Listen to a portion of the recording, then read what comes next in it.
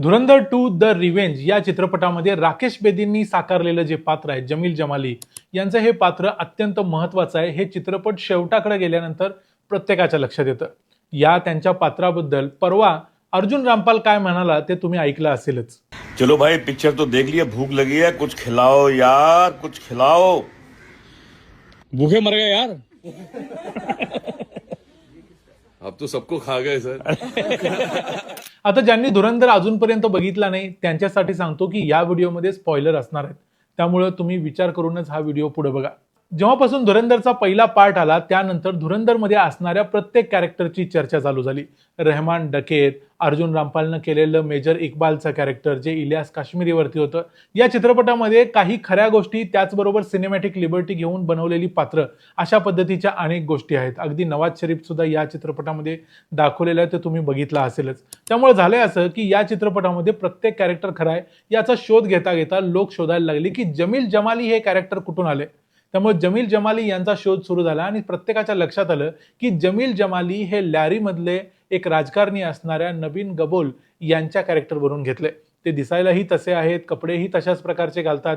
पण जेव्हा हे कॅरेक्टर लक्षात आलं तेव्हा नवीन गबोल यांची प्रतिक्रिया आली. चित्रपट जो असेल तो असेल, पण त्यांनी सांगितलं की मी या चित्रपटातल्या कॅरेक्टरपेक्षा चांगला दिसतो आणि ऍक्च्युली मी असं कॉमेडी पात्र नाही तर मी एक दबंग कॅरेक्टर आहे, असं त्यांनी स्वतःचीच महती गायला सुरुवात केली. पण हे सगळं जरी असलं, सुरुवातीला त्यांना या गोष्टीचा थोडा आनंद झाला. थोडंसं त्यांनी हे जे फेम आहे ते एन्जॉय केलं, कारण त्यांना भारतभर आणि सगळीकडे ओळखलं जाऊ लागलं.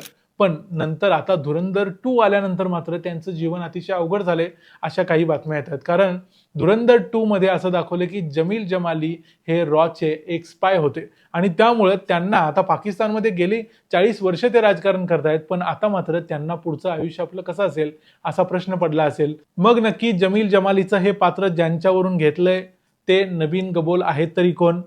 त्यांचा या चित्रपटामध्ये जो दाखवलेला रोल आहे तो खरा आहे की खोटा आहे, की तो सगळा फॅब्रिकेट केलेला किंवा सिनेमॅटिक लिबर्टी घेऊन केलेला आहे, तेही बघूया.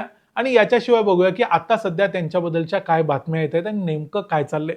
मी आहे रणजित यादव आणि तुम्ही पाहताय द मराठी बाणा. झालंय असं की धुरंधर 2च्या शेवटी असं दाखवलंय की हे जे जमील जमाली नावाचं पात्र आहे हे पाकिस्तानच्या राजकारणात असलेलं पात्र हे खरं तर रॉचा एक स्पाय होता. त्यामुळे अनेकांनी या गोष्टी सिरियसली घेतल्या आणि नवीन गबोल यांचं जे विकिपीडिया पेज आहे तेच लोकांनी बदलायला सुरुवात केली. त्यांनी विकिपीडियावरती जाऊन त्यांचं जे एक्सप्लेनेशन आहे, त्यांचं जे कॅरेक्टर आहे त्याच्याबद्दलची जी माहिती आहे त्याच्यामध्ये काही एडिट्स केले आणि त्यामध्ये आता असं लिहिलेलं यायला लागलं की नवीन गबोल हे कोण आहेत, तर हे नॅशनल असेंब्लीचे एक खासदार आहेत, त्याशिवाय ते भारताच्या RNAW एक एजंट आहेत. अशी गोष्टी आता सध्या विकिपीडियावर यायला लागल्या. अर्थात त्या रिमूव्ह केलेल्या आहेत, पण तरी देखील काही काळासाठी ह्या विकिपीडियावरती होत्या.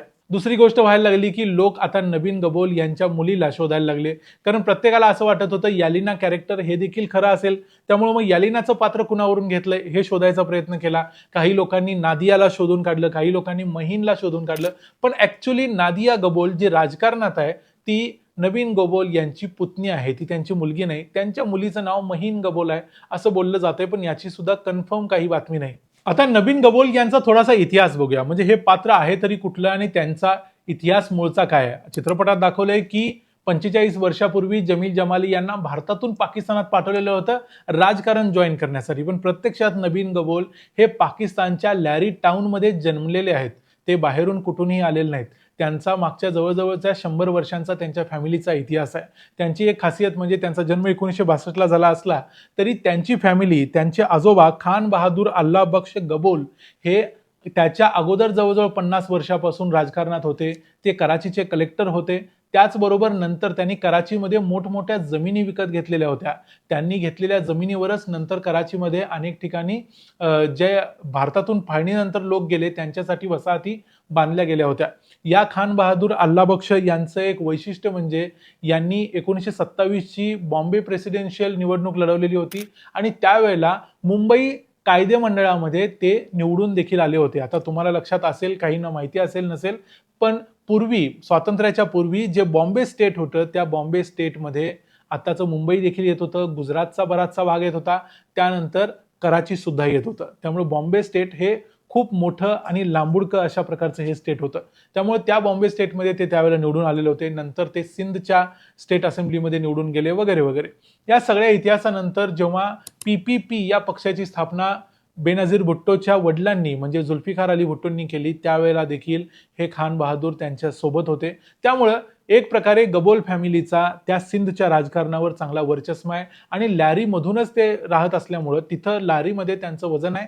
आणि हे जे नवीन गबोल आहेत ते देखील पहिल्यांदा आमदार म्हणून जे सिंधमध्ये गेले निवडून, ते देखील लॅरीमधूनच निवडून गेले आणि पुढे देखील ते लॅरीमध्ये सतत निवडून येत राहिले. 2008 मध्ये ते पहिल्यांदा नॅशनल असेंब्लीमध्ये निवडून गेले आणि खासदार झाले. 2008 मध्ये ते नुसते खासदार झाले नाही, तर त्यावेळी त्यांना पोर्ट्स अँड शिपिंग मंत्रालय देखील मिळालं, म्हणजे ते मंत्री देखील झाले, केंद्रीय मंत्री झाले. 2008 पासून सलग आतापर्यंत 2024 पर्यंत ते सलगपणे लॅरी आणि कराची मधून खासदार म्हणून निवडून आलेले आहेत. आता इथं त्यांचं एक गोष्ट जी चित्रपटात दाखवलेली आहे ती इथं देखील खरी ठरते, ती म्हणजे त्यांनी आपले पक्ष आपल्या सोयीप्रमाणे बदललेले आहेत. पूर्वी ते PPP मध्ये होते, नंतर ते 2013ला MQM या पार्टीमध्ये गेले आणि 2015ला त्यांनी तो पक्ष सोडला, परत PPP मध्ये गेले.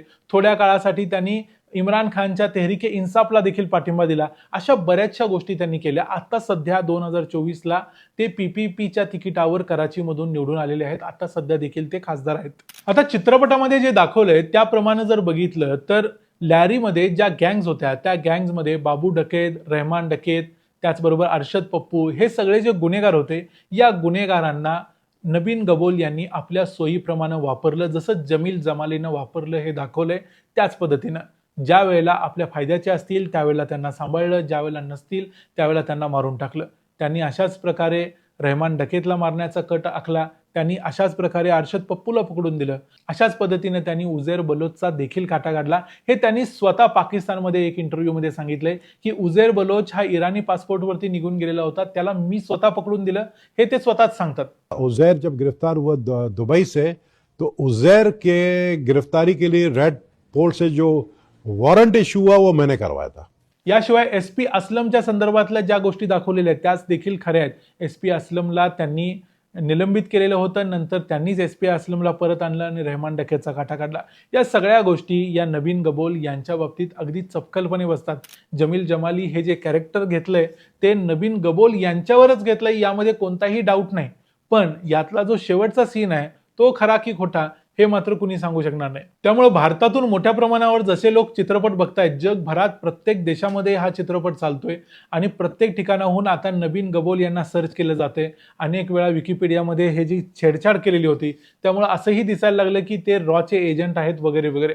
त्यामुळे असं झालं की नबीन गबोल यांना आता काय एक्सप्लेनेशन द्यायचं या विषयावरती हे समजत नाही आहे. मागच्या वेळेला त्यांनी थोडंफार एक्सप्लेनेशन दिलं, आता पुन्हा त्यांना एक्सप्लेनेशन द्यावं लागणार आहे आणि द्यावं लागायला सुरुवात झालेली आहे. त्यातच आज कराचीमधल्या लॅरीमधला एक व्हिडिओ सध्या सोशल मीडियावर व्हायरल होतोय, तो तुम्ही बघितलाय की नाही माहिती नाही, पण आम्ही तो प्ले करतो. त्यामध्ये असं दिसतंय की लॅरीमधले जे तिथले सामाजिक कार्यकर्ते आहेत ते आता हे शोधायचा प्रयत्न करतायत की लॅरीमध्ये असे कुणी धुरंदर अननोन गनमॅन वगैरे फिरतायत काय, म्हणून ते प्रत्येकाला हटवून त्यांचं चेकिंग करतायत की कोण माणूस आहे, काय आहे, कशाबद्दल तो लॅरीमध्ये आलाय वगैरे वगैरे. अशा पद्धतीने करायला त्यांनी सुरुवात केली, कारण त्यांना आता भीती वाटायला लागली की भारताचे असे अननोन गनमॅन लॅरीमध्ये घुसलेत आणि ते इथून पुढे देखील धुमाकूळ घालतील.